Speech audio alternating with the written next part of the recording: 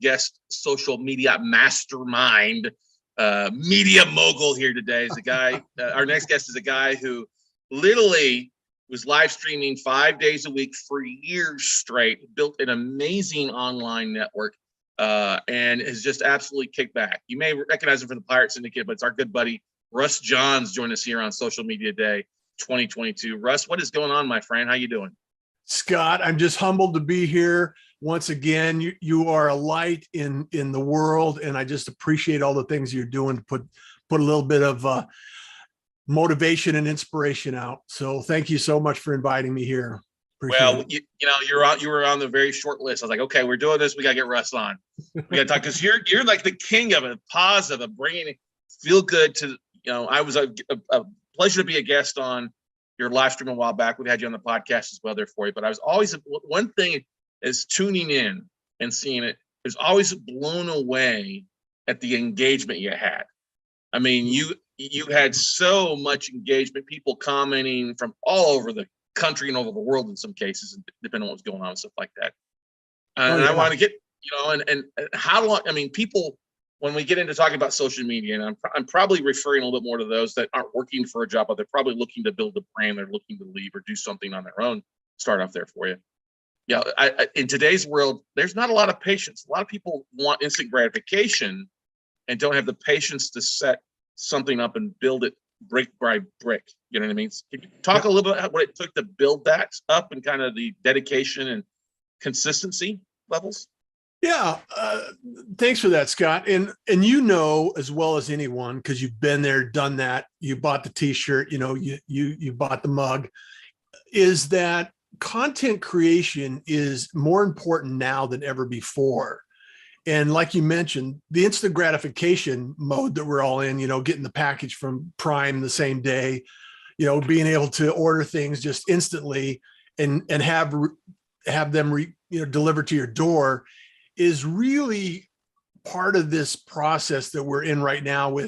We have to grab their attention. We have to actually find a way to cut through the noise, cut through the massive amounts of content that is already being created. And how to battle that and how we actually respond to that is by building relationships and creating the engagement, because content creation is a long game, first and foremost. How many people have started a podcast and 5 episodes into it, they're saying, nobody's listening to my podcast. Why is nobody listening to my podcast? And so we have to get past that and understand that once you start building relationships and adding value to the community that you're building and continue to pour in, love these individuals and make sure that they're getting what they want and what they desire. And that's the way you build a long-term impact on your community in social media these days. And you can use the 3-second, the 3-second rule if you can grab their attention. And that's why Reels and Shorts and TikTok and, these short format elements are really coming to the top. But there's a strategy behind that as well. So you need to enhance that, but not depend on it. So I think between the short form and the long form, we need to build out that engagement and then nurture the community, not just yell at them through the microphone. It does seem like a lot of people are just yelling at them on a microphone, you know what I mean? And you make the joke about people recording, 5 podcast episodes or a couple of videos. I mean, YouTube is just littered with, channels that have 1, 2, or 3 videos, or Anchor. Heck, that could be Anchor's business model. Start a podcast, upload 1 episode, and you're done, man. You're a podcaster. You can put it on your profile. Yeah, hopefully nobody from Anchor's. But that's the case. But that's the thing. It's an investment. It's got to be investment in the community. I often refer to a book that I read that my dad gave me around as being a servant leader, being servant leadership driven. You got to lead at the front, whether somebody's watching or not watching, or listening or not listening, right? Yeah. And also you have to allow your ego to get out of the way, because there are going to be haters. There are going to be people that are not into what you're providing.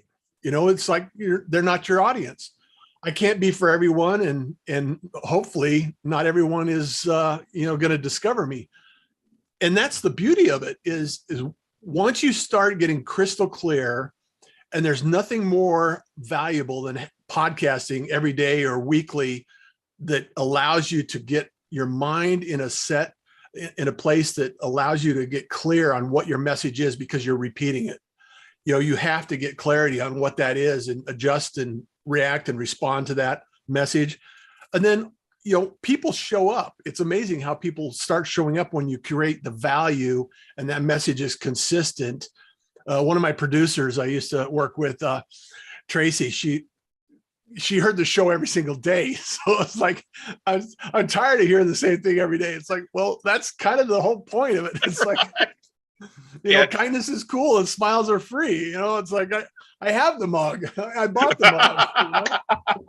Well, it's the same thing. And that's a bit of branding. It's like Paul Harvey, the rest of the story. You think about that, the same music, or, there's things to be said about that consistency, like good morning, good afternoon, good evening, everybody. Welcome to this episode of the Note Closure Show, or we'll see you at the top. You got to have those things. Those are just yes, it gets you in a flow. It's like that muscle memory, but I think it also allows the audience to know, hey, okay, he's done now, or we're getting started. Let me stop now that we've gotten through the 30-second intro or whatever it is, to really focus on what Russ is going to share today, because it's always valuable. You know what I mean? Yeah. So I would have to ask you also, what has been the biggest change that you've seen since you started your journey on podcasting? What's the thing that you've noticed most since you started? So this is a funny thing. Well, maybe it's not so funny. Is that I used to travel all the time. I mean, I used to be out and I would speak at conferences and meetup groups and real estate clubs, all within my audience. That's where I would go to meet my audience. I would go and speak in front of, fly across country a day to speak in front of 50 people. And we would sell classes off of that, or have people opt in for educational stuff later on, and then fly back home, or I'd fly to a conference and speak for an hour, but be there for 3 days, or, they'd have me. That's a lot of personal energy to go and do that travel aspect.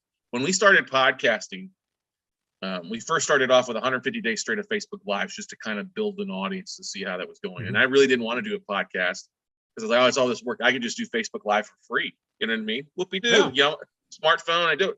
Well, we saw such an impact. And then I had another friend who spoke earlier, Tom Hazard, on there. He's like, you got some great stuff. You got to put it out there, because your Facebook videos are dying after like 48 hours. They're gone. I mean, they're not. The feed is going to kill you. Yeah, exactly.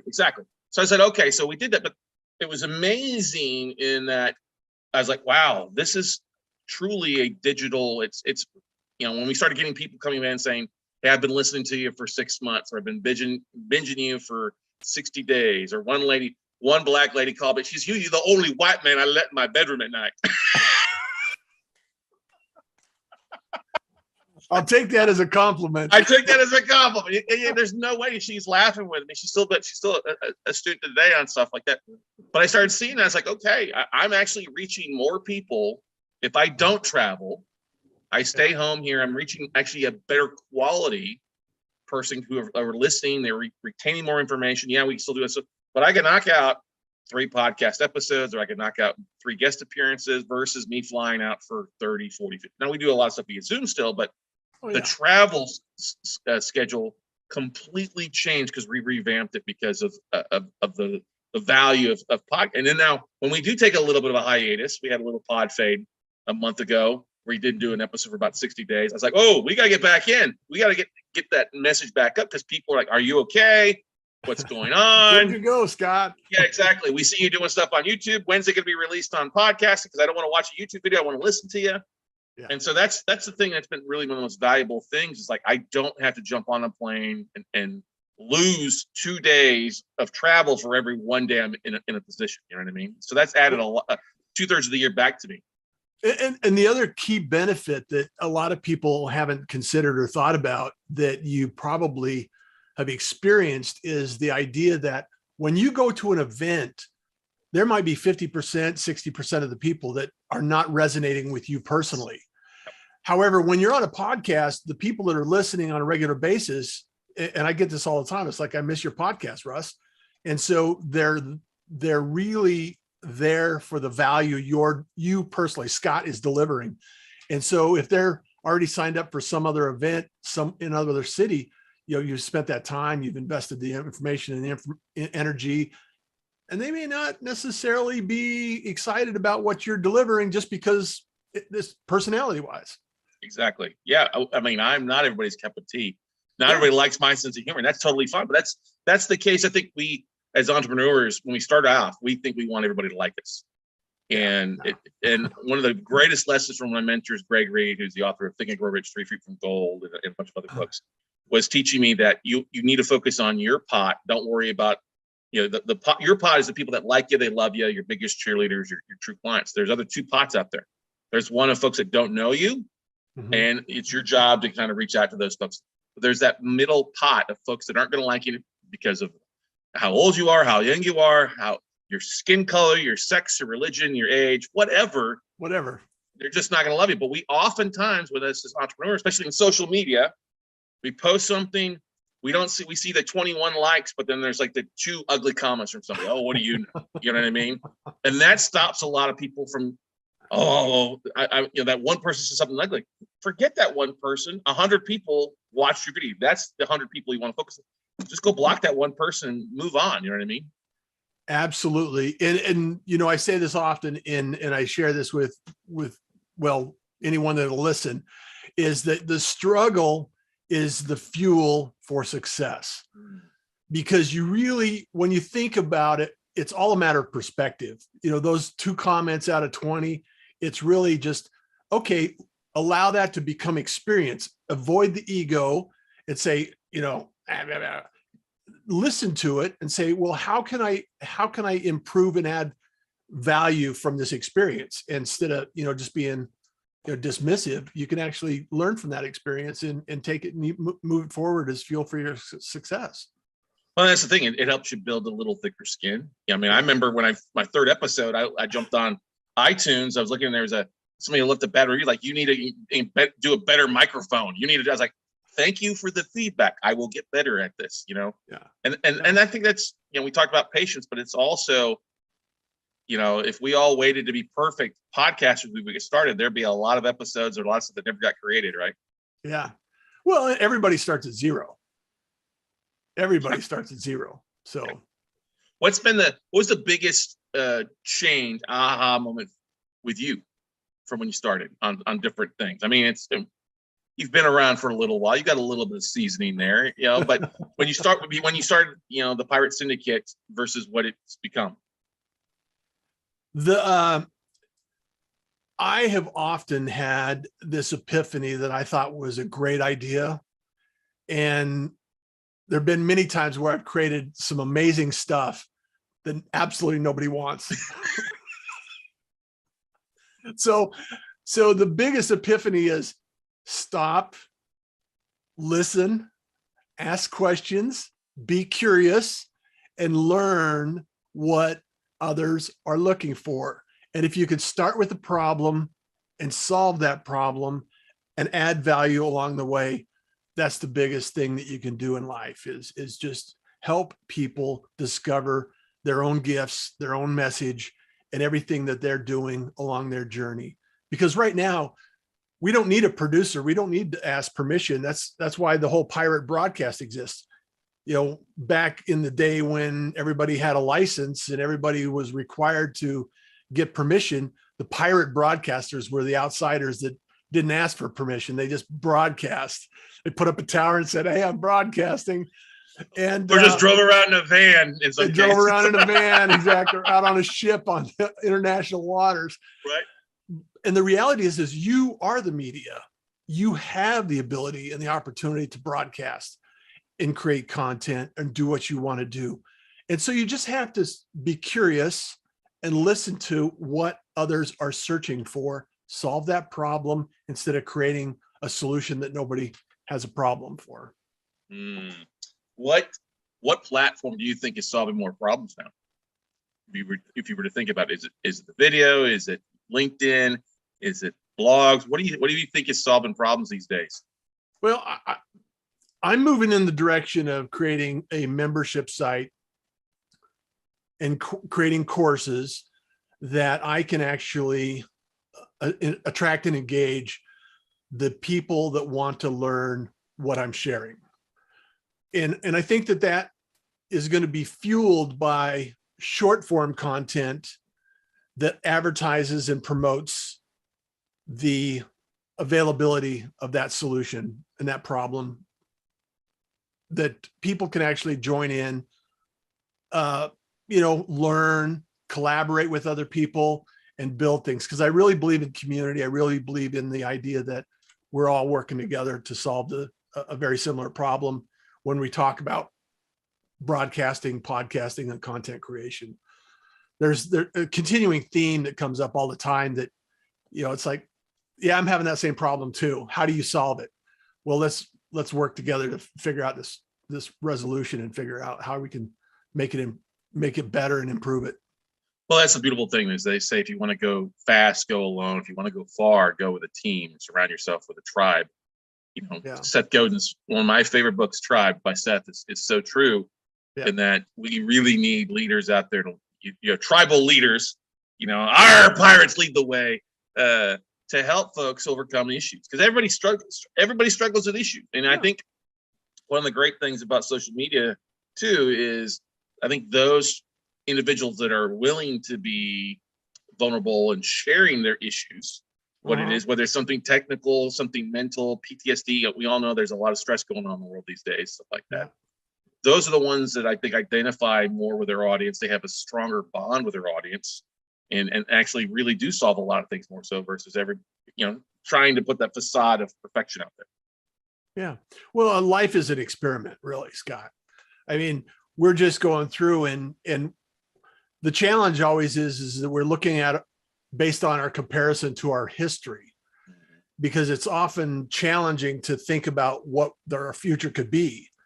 So we have to kind of use our imagination and imagine what the possibilities might be. And then social media, you can see so many options and opportunities out there that, okay, well, let me imagine what it would be like to be like Scott and, do all these things that I think I really want to do. And maybe I could actually talk to him and connect with him. And that's why I have so many people all over the world that I made friends with. It's like, I'm just curious. I want to ask questions and get engaged and involved. And how did you get started in that? It's like, what prompted you, what life change took place that got you where you are today? And when you're asking those kind of questions and actually getting involved with people, you can always, if you allow a conversation to take place long enough, you'll always find a common thread. That is so true with that. There's always a thread. There's oftentimes more threads than just one common, a lot of things. And that's the thing about what's going on in the world these days. Everybody is so divided. And the more that people try to push away, the more we are alike. Yeah. You know what I mean? With we're different. Well, you're not really that different. We still have these issues. We still have all these issues that we identify. It's not that we're 100% different. We're probably about 5% different. 95% of us are all about the same in a lot of cases. You know what I mean? Yeah. And that's one thing I always liked about the video. I like that about the marketing. When somebody is sharing and continue to deliver on a regular basis, you really truly see their true colors come through and the rapport of who they are and really what they stand for, their ethics, their morals and stuff like that. And that's how you really get to know somebody. It's almost like listening on a private date every time when you're listening to a podcast or somebody's video on the time, right, Russ? Yeah, absolutely. Absolutely. Do you have any favorite podcasts that you like to listen to or enjoy on a regular basis? Well, I do. There's Southern Fried True Crime. I listen to that sometimes. It's pretty good. It's kind of macabre a little bit to some of the stories I tell. I like listening to Business Lunch with Roland Frazier. Roland was one of my mentors early on that helped me with marketing. He's one of the main folks at digitalmarketer.com and Traffic Conversion Summit. And I got a chance to really kind of work with him for 4 years to help me on my marketing. Back before he was with Digital Marketer back in the day. So those are a couple of things. The Hustle and Flow podcast with Matt Wolf and Joe Fier, some buddies of mine as well too. What about yourself, Russ? I really have been involved in a lot of course. Heather DeVoe is one out of Toronto that she's doing a lot of course creation. a couple of online course. It's really James Wedmore, Jim Fortin, Kyle Cease, some mindset people that are out there, Marie Forleo and some of the people that are doing course creation and online marketing. Russell Brunson, Yep. ClickFunnels is another one that's good to follow in that vein. And I'm just, curious about this whole process because, a lot of people think it's easy, and it might be simple, but it's not easy because you still have to put in the work. You still have to put in the hours. There's a lot of things, when you're creating a funnel and you're creating automation, you're creating a landing page, you're creating courses, there's a lot of pieces of the puzzle that you have to put together and build out of imagination. And, so it's good to get other people's perspective and pick up tips. I was just on a call last night with Tim McGrath's team, doing some things that are, and it was the same thing. It's like, hey, we're just here. This is the steps you take. Here's some things that you need to know. And it's really about just doing the work and showing up. And that's what I like about podcasting is just show up, do the work, find a workflow that fits your lifestyle, and don't create a task, have it become part of your process. And that makes it so much easier when you just allow it to flow. So don't add work. That is so what everybody says. I think if you look at all the folks, the experts have said, there's that time of figuring things out. What works best? Where do I need to batch record? Do I need to do it daily? How much do I need to delegate? We all have to figure that out. It's all unique for everybody, especially as our budgets change and as our experience goes and our technology gets better too. It gets a whole lot easier to hit the record button. But it all starts with hitting that record button. Absolutely. Absolutely. It's gotten so much cheaper and much more affordable to do it than it ever been. And there's a lot of great platforms that allow you to do it, but it's that whole point of, okay, what am I going to talk about today? Who do I have on? If you can have interviews, hey, half the work is done in a lot of cases. Yeah. But when you, however, there's time that goes into getting people lined up and the scheduling and the booking and the notifications and all that piece of the puzzle. Oh yeah. Sometimes it's more work that way because you got to deal with all those other things versus just you hit and record, right? Yeah. Yeah. Now with you, and I have to believe, Scott, and not to interrupt, sorry to interrupt, but I really know for myself, and maybe you can validate this for yourself, is it has led to so many conversations and contracts as a result of having a podcast, of putting yourself out there on a regular basis, showing up on a regular basis. It's top of mind. It's building authority. It's building your visibility. And I have to believe that that's beneficial for you as well as other podcasters. I will say one thing that my podcast is saved more than anything else. A couple years ago, we had a couple deals that went south that was not good. We had some trolls jump online and bash us and literally try to end us out of business. And it was, we had a couple goof ups. It's real estate. Some deals went south. It just happens, but we've taken care of folks. But the podcast and the podcasting community really saved me more than anything else. It was the fact of being able to plug in, talk with like-minded individuals, people who've gone through something similar, or just then still showing up and having the folks that love you show up, and we all need that virtual hug in a lot of cases sometimes. And a lot of folks, they'll hide, they won't face it, they'll go do something else. I didn't choose to hide because I felt I had an obligation to the folks that were still showing up even when I didn't want to show up. You know what I mean? Absolutely. Absolutely. And that's the thing is, this last weekend, I had two people come up to me and said, hey, I wish you'd start your show again. So, I'm getting ready to get back on, and it's going to be revamped a little bit for, a different focus. However, adding the value and building the community and supporting the community is still key. And I really believe that anybody that wants to start this process or learn the process, I would like to think that I'm the antidote for the overwhelm and the confusion about what to do next and how to proceed forward. Because that's really what I love to do. That's my secret sauce is, being in it for decades and knowing, okay, this has to take place. This has to take place. This has to take place. And you can just increase your muscle memory and learn these things over time. And it's not anything that anybody can't do. It's just a process that you have to learn. Well, it's a beautiful thing. Is one thing I laughed at over the last couple of years is the number of podcast coaches out there who don't have a podcast, or marketers that don't market themselves. You know what I mean? And that's one of the things that, I love about you, buddy. You walk it, you talk it. You've got the scars, the t-shirt, and the coffee mug, as we saw.